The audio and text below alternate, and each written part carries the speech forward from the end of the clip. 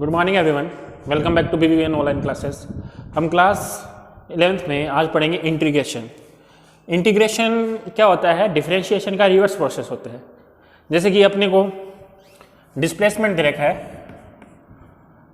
t² और अपने को वेलोसिटी बतानी है, तो वेलोसिटी अपन कैसे बता सकते हैं? किसी टाइम पे dx/dt, मतलब डिस्प्लेसमेंट में चेंज किसके रेस्पेक्ट में? टाइम के रेस्पेक्ट में, उसी को तो अपन वेलोसिटी कहते हैं।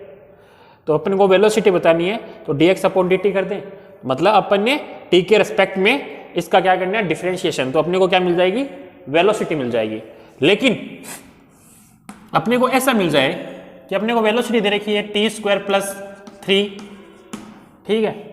इससे अपने को डिस्प्लेसमेंट बताना है कि वेलोसिटी से डिस्प्लेसमेंट अपन कैसे बताएं, क्योंकि अगर डिस्प्लेसमेंट अपने को दिया होता उससे अपन वेलोसिटी बता सकते थे, लेकिन वेलोसिटी से डिस्प्लेसमेंट मतलब उल्टा प्रोसेस कैसे करें?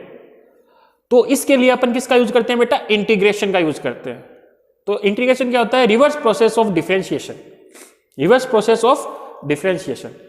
तो ये अपन पढ़ने, तो अपन इंटीग्रेशन पढ़ते हैं पहले ग्राफ से।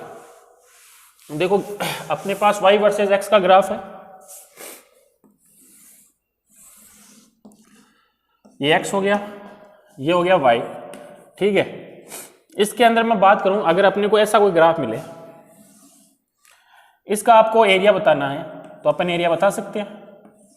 एक ट्रायंगल बन गया, ट्रायंगल का एरिया से ट्रायंगल का एरिया अपन जानते हैं 1/2 बेस इंटू हाइट, उससे अपन इस ग्राफ के अंदर जो एरिया बन रहा है वो बता सकते हैं। लेकिन अगर अपने को ग्राफ ऐसा मिले,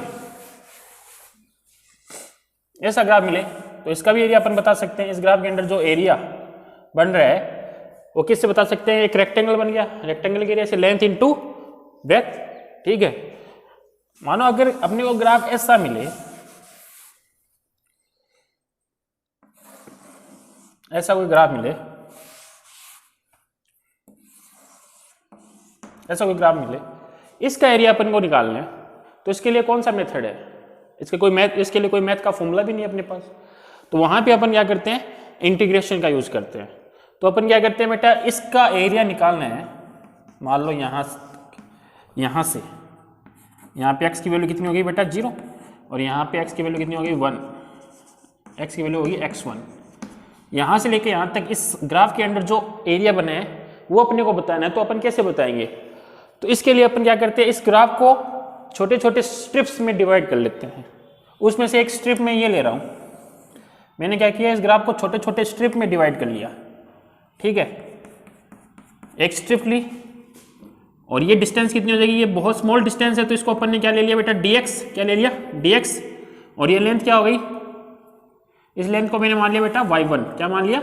y1, मतलब ये y1 हो गया, ठीक है। तो अपन इस स्ट्रिप्स का एरिया निकाल सकते हैं। जो स्ट्रिप है ये ऐसी है, ठीक है, जिसमें ये लेंथ तो कितनी है बेटा? dx। जो ये ब्रेथ दे रखी है वो dx दे रखी है, लेंथ कितनी दे रखी है? y1। तो बेटा एरिया क्या हो जाएगा इसका?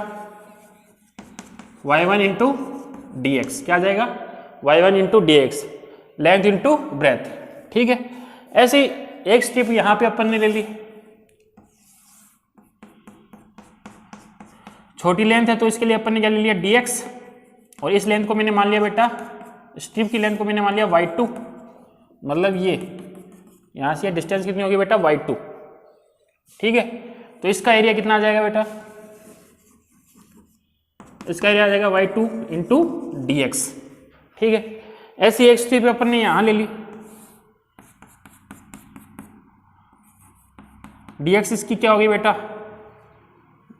विड्थ, और ये होगी इसकी लेंथ y3।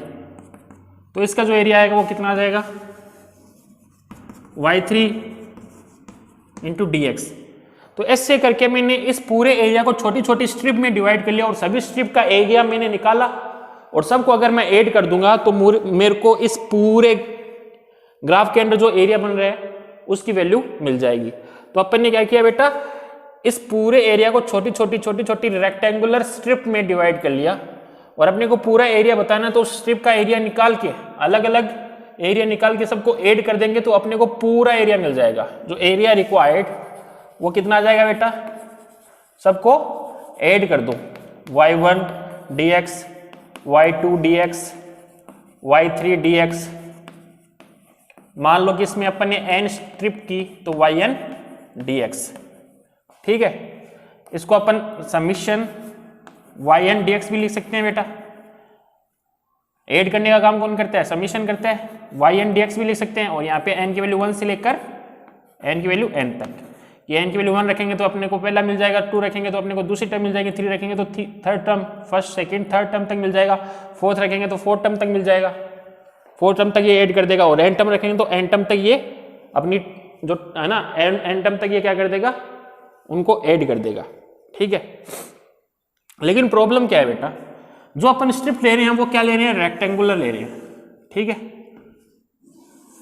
लेकिन यहाँ पे ग्राफ में जो आपको स्ट्रिप दिख रही है उसमें देखो ऊपर वाला पार्ट ये पूरी रेक्टेंगुलर नहीं है, थोड़ा ऊपर वाला पार्ट इसमें बच रहा है। जैसे यहाँ पे कोई स्ट्रिप लेता हूं मैं, ठीक है, तो इसको अगर रेक्टेंगल बनाए तो इतना तो ऊपर वाला पार्ट जो बचा है उसका एरिया अपन ऐसे नहीं निकाल सकते, क्योंकि इससे तो अपने को रेक्टेंगुलर स्ट्रिप का एरिया आएगा टोटल। जो ऊपर जो बाकी पार्ट बचा उसका एरिया कैसे निकालेंगे, वो किसकी वजह से बचा, इस कर्व की वजह से। जो अपना कर्व है उसकी वजह से ये ऊपर का जो थोड़ा सा हिस्सा है एरिया का वो बच गया।